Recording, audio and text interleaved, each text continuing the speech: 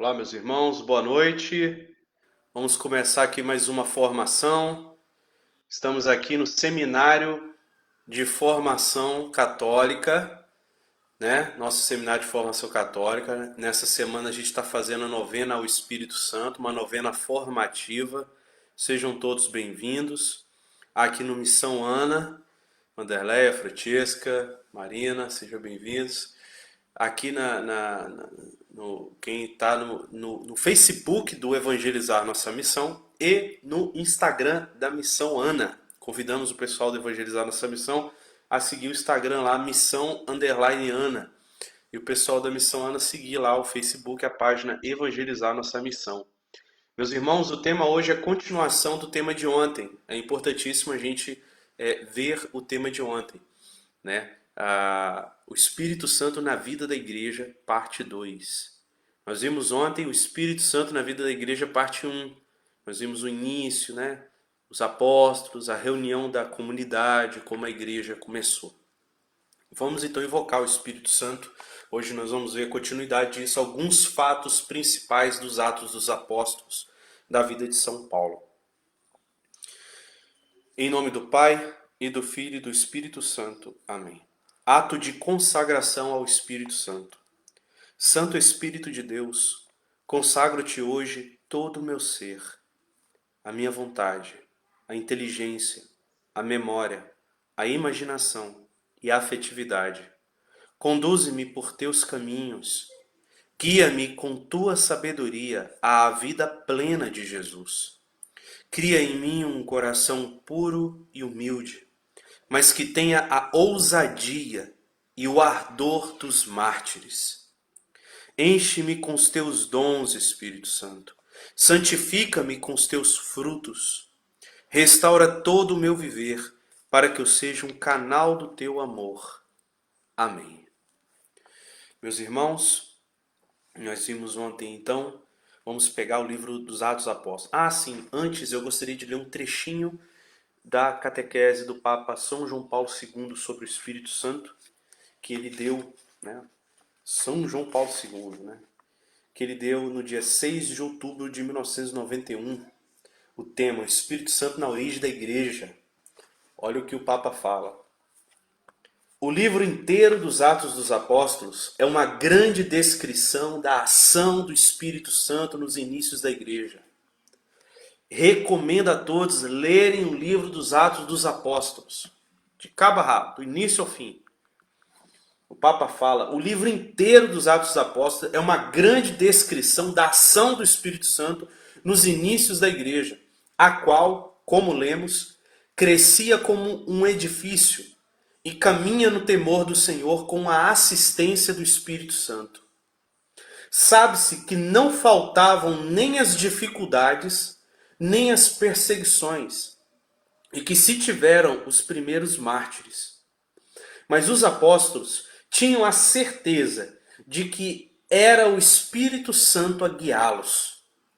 Esta sua convicção ter-se-ia, de certo modo, formalizada na sentença conclusiva do Concílio de Jerusalém, cujas resoluções iniciam com as palavras: o Espírito Santo e nós próprios resolvemos. A comunidade atestava deste modo a própria consciência de se mover sob a ação do Espírito Santo. Então eu inicio aqui essa reflexão com essas palavras do Papa João Paulo II sobre a ação do Espírito Santo no início da igreja. Meus irmãos, peguemos os Atos dos Apóstolos, capítulo 8. Capítulo 8, aonde vamos começar refletindo Felipe. Olha que interessante, meus irmãos. Atos 8, versículo 26 a 40. Um anjo do Senhor dirigiu-se a Felipe e disse... Lembrem que a perseguição dispersou a comunidade de Jerusalém. Lembram? Terminamos ontem. Assistam o vídeo de ontem. Está aí no histórico aí do Evangelizar Nossa Missão de ontem. E está aí no IGTV da Missão Ana. Tá, pessoal? Assistam o vídeo de ontem que complementa hoje. Então, estourou a perseguição que nós vimos ontem. E então eles se espalharam e começaram a evangelizar em outros locais. Ok? Aí... o que acontece? O anjo do Senhor, antes deixa eu fixar o comentário aqui que eu esqueci o tema. O tema... Fixar o comentário. Beleza. Beleza. Então, o anjo do Senhor dirigiu-se a Filipe e disse: levanta-te e vai para o sul, em direção do caminho que desce de Jerusalém a Gaza, a deserta. O anjo dá uma direção para Filipe caminhar. Filipe levantou-se e partiu. Ora, um etíope, eunuco, ministro da rainha Candace da Etiópia, superintendente de todos os seus tesouros, tinha ido a Jerusalém para adorar. Então, um servo da rainha foi a Jerusalém para adorar. Então, era um homem que gostava do Deus de Israel. Voltava sentado em seu carro, lendo o profeta Isaías. Olha o que diz a palavra. O Espírito Santo disse a Filipe: aproxima-te para bem perto deste carro. Olha só, meus irmãos, Filipe não sabe de nada. O Espírito Santo fala com ele: chega mais perto desse carro aí. Filipe aproximou-se e ouviu o eunuco lendo o profeta Isaías. E perguntou-lhe: porventura você entende o que você está lendo? Ele falou: como é que eu posso se não há ninguém que me explique? E pediu a Filipe que sentasse junto dele. A passagem da escritura que a lenda era esta: como a ovelha foi levada ao matadouro, como o cordeiro muro diante do que o tosquia, ele não abriu a boca. Na sua humilhação foi consumado o seu julgamento. Quem poderá contar a sua descendência, pois sua vida foi tirada da terra? O eunuco disse a Filipe: rogo-te que me digas, de quem disse isso o profeta? De si mesmo ou de outro? Começou então a Filipe a falar, e principiando dessa passagem da escritura, anunciou-lhe Jesus. Olha que bonito isso, meus irmãos. Ele foi obediente a uma coisa simples que o Espírito Santo falou: chega um pouco para cá, mais perto desse carro, presta atenção. E aí, continuando o caminho, encontraram água. Disse então o eunuco: eis a água, quem impede que eu seja batizado? Filipe respondeu: se crês de todo o coração, pode sê-lo. Eu creio, disse ele, que Jesus é o Cristo, Filho de Deus. E mandou parar o carro. Ambos desceram a água e Filipe batizou o eunuco. Mal saíram da água, o Espírito do Senhor arrebatou Filipe dos olhares do eunuco, que cheio de alegria continuou seu caminho. Filipe, entretanto, foi transportado a Azote. Passando além, pregava o evangelho em todas as cidades, até que chegou a Cesareia. Meus irmãos, olha que interessante, o Espírito Santo transportou Filipe. Vemos aqui a ação milagrosa do Espírito Santo, um milagre. Essa era a sensibilidade dos apóstolos, essa sensibilidade dos discípulos às moções do Espírito Santo. O anjo diz para ele tomar um caminho, ele toma. O Espírito Santo manda, né, o céu trabalhando em conjunto, né, na evangelização.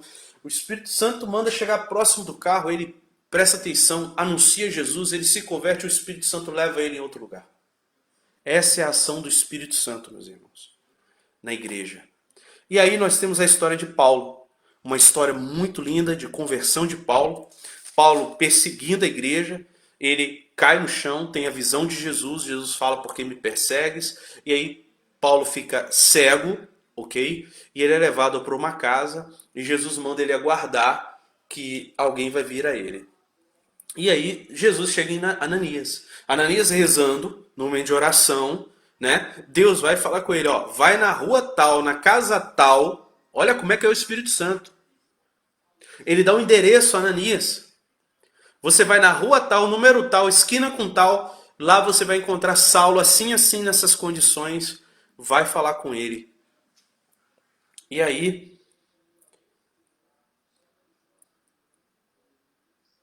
Ananias respondeu: Senhor, esse homem está perseguindo os cristãos, Senhor. Está matando, Senhor. O senhor tem certeza que eu tenho que ir lá, Senhor? Né? E aí o Senhor fala: vai, porque este homem é para mim um instrumento escolhido, que levará o meu nome diante das nações, dos reis e dos filhos de Israel. Eu lhe mostrarei tudo o que terá de padecer pelo meu nome. Meus irmãos, olha só o chamado de Deus. Aqui Deus já dá o chamado a Saulo, a Paulo, e ele já fala o que ele tem que sofrer. O sofrimento faz parte inerente ao chamado de Deus. E isso a nossa sociedade moderna não entende muitas vezes. Jesus falou: quem quiser me seguir, renuncie a si mesmo, toma a cruz e siga-me. O sofrimento é inerente à vida do cristão. Versículo 17, Ananias foi, entrou na casa, impondo-lhe as mãos e disse: Saulo, meu irmão, o Senhor, esse Jesus que te apareceu no caminho, enviou-me para que recobres a vista e fiques cheio do Espírito Santo. Olha o objetivo do Pai. Para que para que você recobres a vista e fiques cheio do Espírito Santo. Porque é um instrumento escolhido do Pai. Porque Deus tem um plano para Paulo, né? E ele tem que padecer no nome do Senhor. E tanto é, meus irmãos, tanto é que o próprio Paulo dá esse testemunho. Na primeira carta de Coríntios, capítulo 4, estou abrindo aqui, capítulo 4, versículos de 9 a 13, o próprio Paulo, escrevendo aos Coríntios, diz o seguinte, olha só que interessante. Acaso não sabeis que os injustos não hão de possuir o reino de Deus? Não, desculpa, eu estou no capítulo errado. Primeira carta de Coríntios, capítulo 4, versículo 9 a 13. Porque, ao que parece, Deus nos tem posto a nós, apóstolos, na última classe dos homens. Por assim dizer, sentenciados à morte, visto que fomos entregues em espetáculo ao mundo, aos anjos e aos homens. Nós, estultos por causa de Cristo, e vós sábios em Cristo. Nós, fracos, e vós fortes. Vós honrados, e nós desprezados. Até esta hora padecemos fome, sede e nudez. Somos esbofeteados, somos errantes, fatigamos-nos, trabalhando com as nossas próprias mãos, insultados, abençoamos, perseguidos, suportamos, caluniados, consolamos. Chegamos a ser como que o lixo do mundo, a escória de todos até agora. Meus irmãos, são palavras de São Paulo. O homem cheio do Espírito Santo que Deus usou para converter grande parte de Roma. O grande apóstolo São Paulo. Quando ele vai escrever ao Timóteo, né, seu discípulo Timóteo, bispo Timóteo, ele vai dizer, a segunda carta, capítulo 3, versículo 10 a 14. Tu, pelo contrário, te aplicaste a seguir-me de perto na minha doutrina, no meu modo de vida, nos meus planos, na minha fé, na minha paciência, na minha caridade, na minha constância, nas minhas perseguições, nas provações que me sobrevieram em Antioquia, em Icônio e em Listra.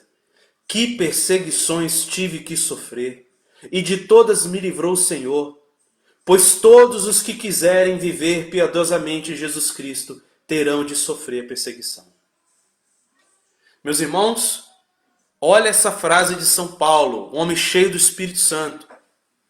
Todos que quiserem viver piedosamente em Jesus Cristo terão de sofrer perseguição.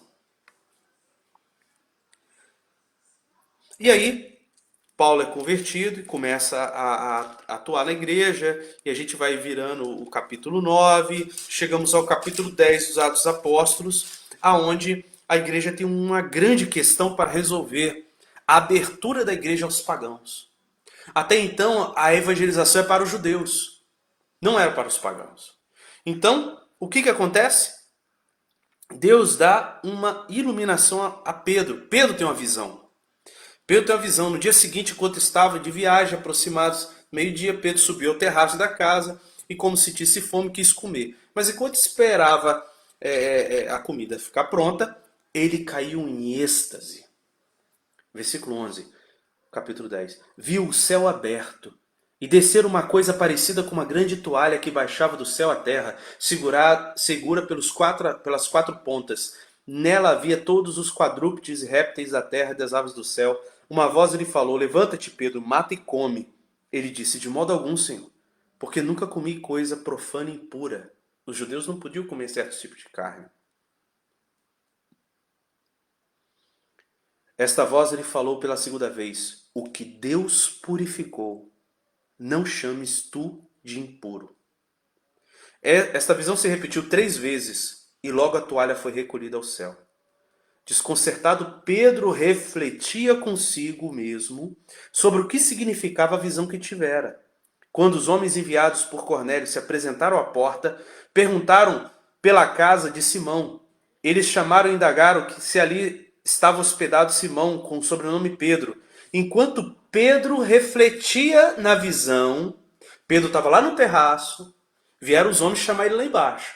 E quando ele estava lá no terraço refletindo sobre a visão, disse o Espírito Santo, assim que diz a Bíblia, diz o Espírito: eis aí 3 homens que te procuram. Levanta-te e desce, vai com eles sem hesitar, porque sou eu quem os enviou.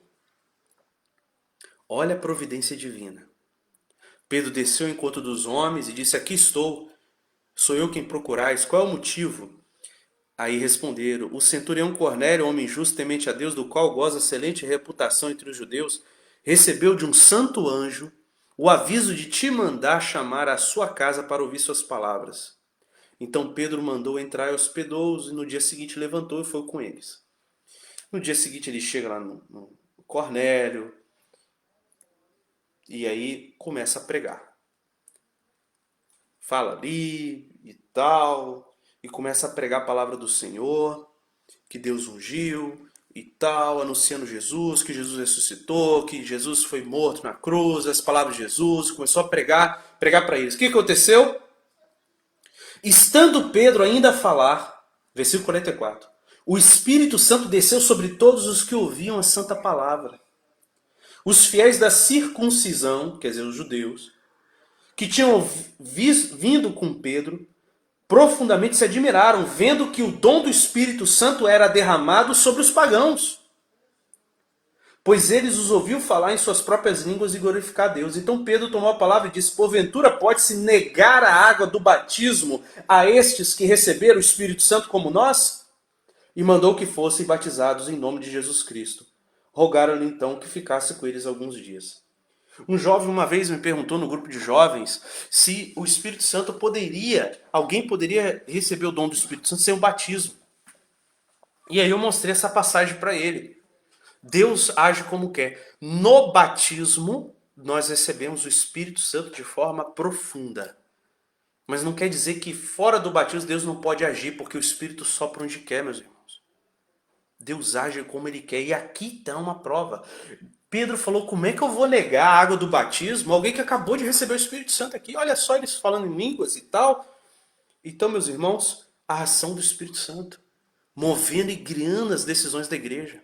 Decisão de Pedro, decisão de Paulo, e assim foi na história da igreja. Se você prestar atenção, várias festas, várias decisões da igreja têm relação com relações particulares. O Corpus Christi e tantas outras revelações que Deus tem dado a nós.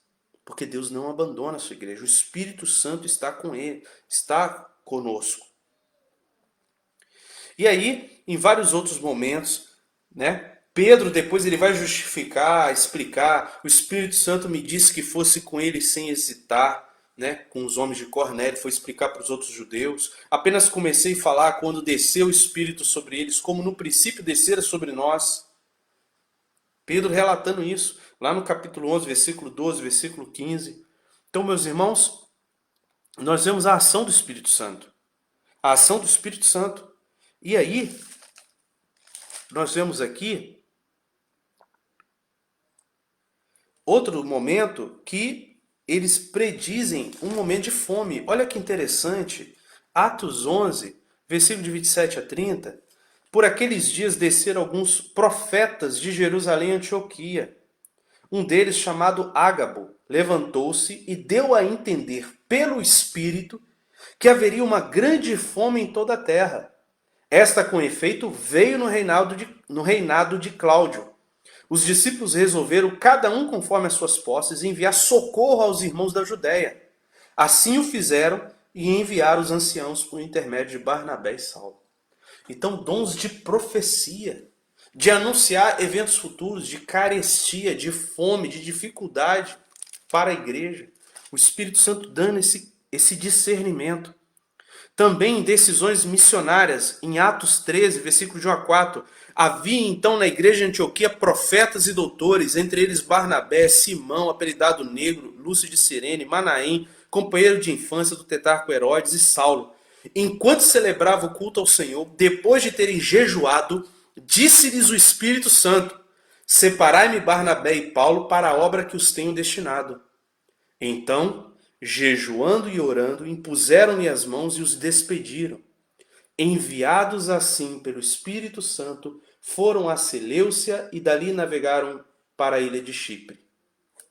Meus irmãos, olha só, eles se reúnem, rezam, e ali tem o discernimento. O Espírito Santo, depois de ter jejuado, o Espírito Santo fala: separa esses dois aqui, eu tenho um plano para eles, envia.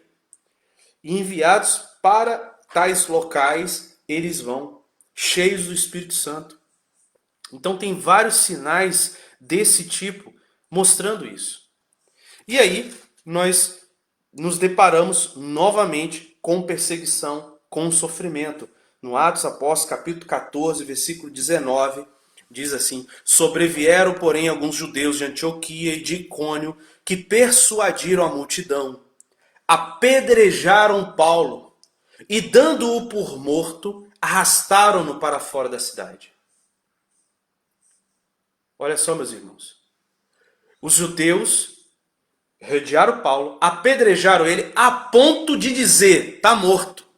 Imagina o quanto que não apedrejaram esse homem.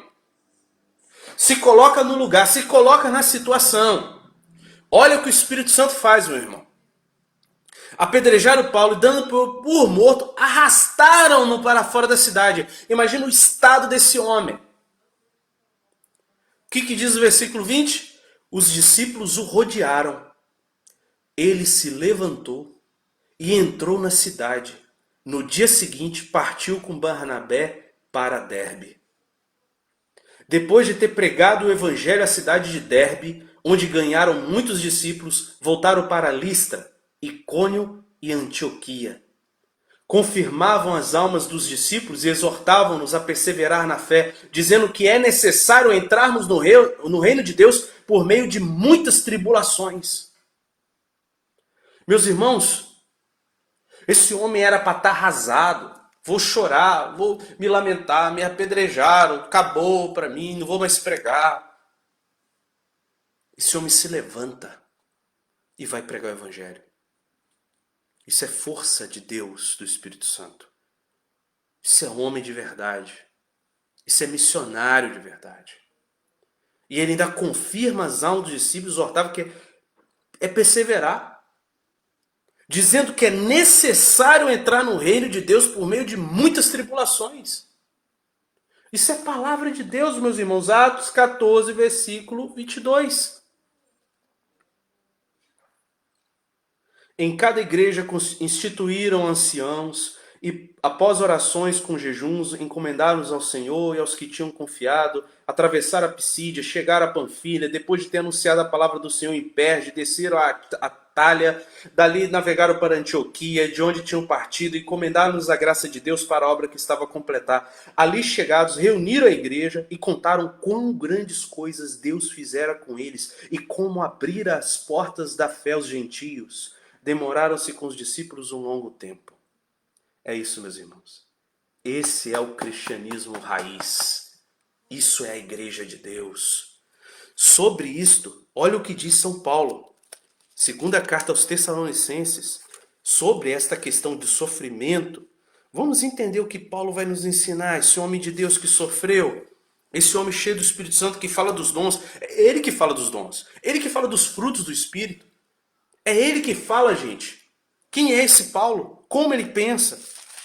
O que o Espírito Santo lhe ensinou? Segunda carta aos Tessalonicenses, capítulo 1, versículo de 1 a 5, diz assim, quando ele vai saudar a igreja de Tessalônica, Paulo, Silvano e Timóteo, a igreja dos Tessalonicenses.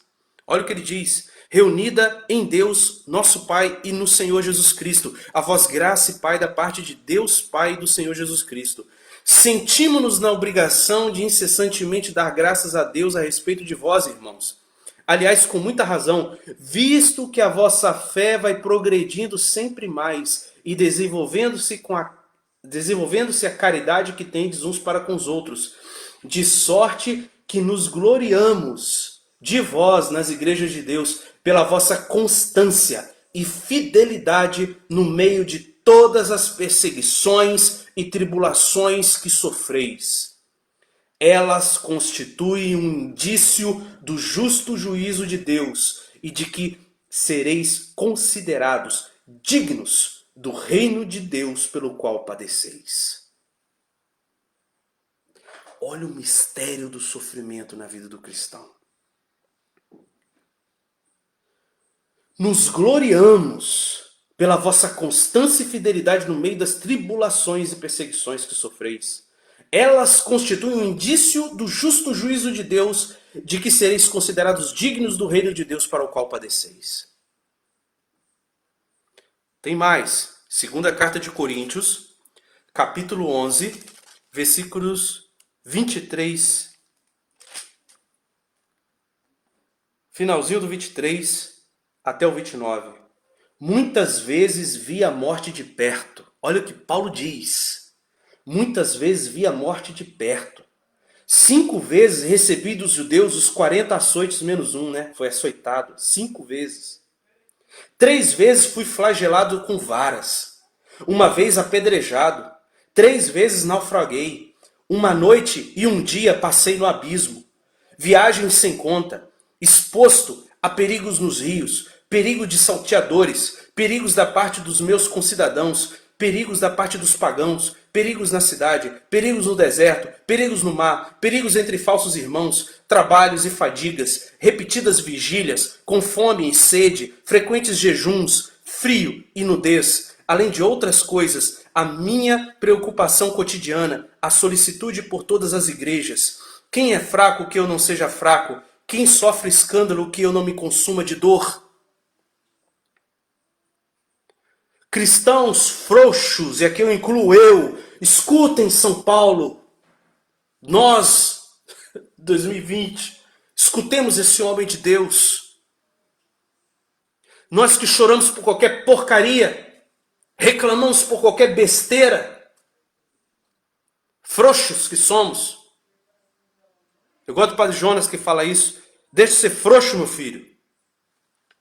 Capítulo 12, versículo 7, ele fala: demais, para que a grandeza das revelações não me levasse orgulho, foi-me dado um espinho na carne, um anjo de Satanás para me esbofetear e me livrar do perigo da vaidade. 3 vezes roguei ao Senhor que afastasse de mim, mas ele me disse: basta-te a minha graça, porque é na fraqueza que se revela totalmente a minha força. Portanto, prefiro gloriar-me das minhas fraquezas, para que habite em mim a força de Cristo. Eis porque sinto alegria nas fraquezas, nas afrontas, nas necessidades, nas perseguições, no profundo desgosto sofrido por amor de Cristo, porque quando me sinto fraco, então é que sou forte. Glória a Deus. Glória a Deus, meus irmãos. Glória a Deus. E ele diz no capítulo 13, versículo 4, é verdade que ele foi crucificado por fraqueza, mas está vivo pelo poder de Deus. Também nós somos fracos nele, mas com ele viveremos pelo poder de Deus para atuar entre nós. É isso, meus irmãos. Tenhamos fortaleza. Voltemos aos Atos Apóstolos, terminando Atos Apóstolos, capítulo 20, nessa reflexão, para terminar, para fechar aqui, versículo 19. Ele vai dizer lá: servi ao Senhor com toda a humildade, com lágrimas, e no meio das provações, servi, né? Eu servi, ele diz, eu servi ao Senhor com toda a humildade, com lágrimas, e no meio das provações que me sobrevieram pelas cidades dos judeus. Vós sabeis como não tenho negligenciado, como não tenho ocultado coisa alguma que vos podia ser útil, Preguei e vos instruí publicamente dentro das vossas casas. Preguei aos judeus e aos gentios a conversão de Deus, a fé de nosso Senhor Jesus Cristo. Agora, constrangido pelo Espírito, vou a Jerusalém, porque ele sabia que ia morrer. Constrangido pelo Espírito. O Espírito está me enviando a vir a Jerusalém. E eu sei que eu vou morrer.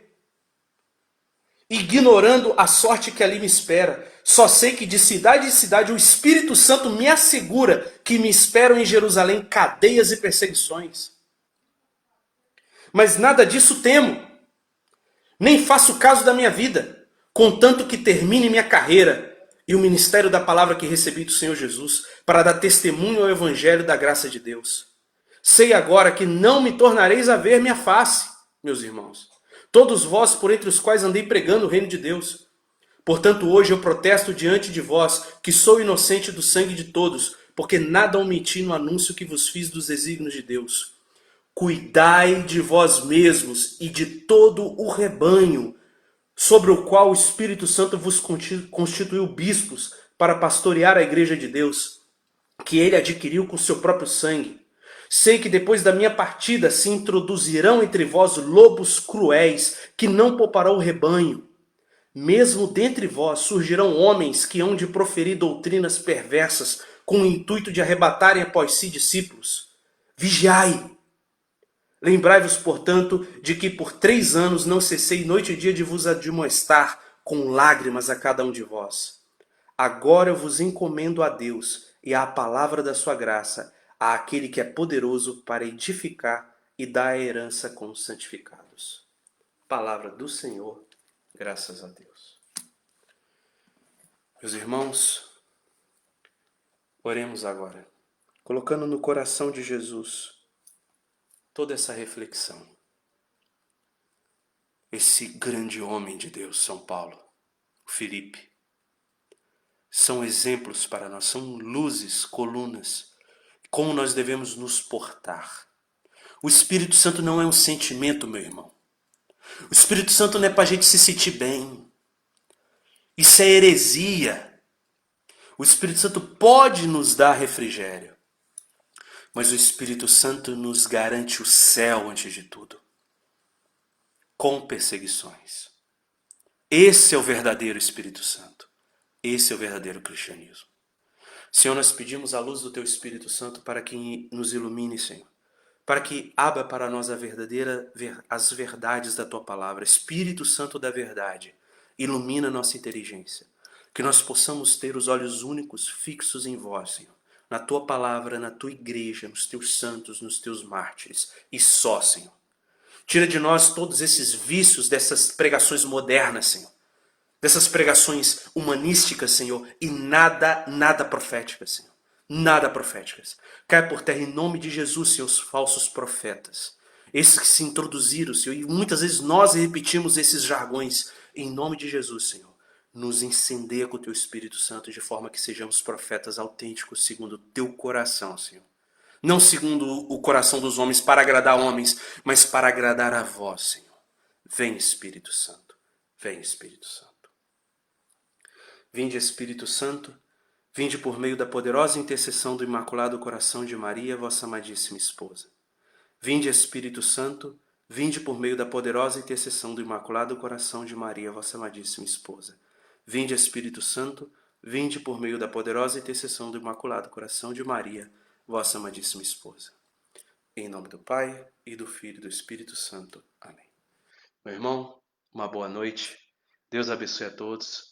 Amanhã a gente continua nosso seminário, nossa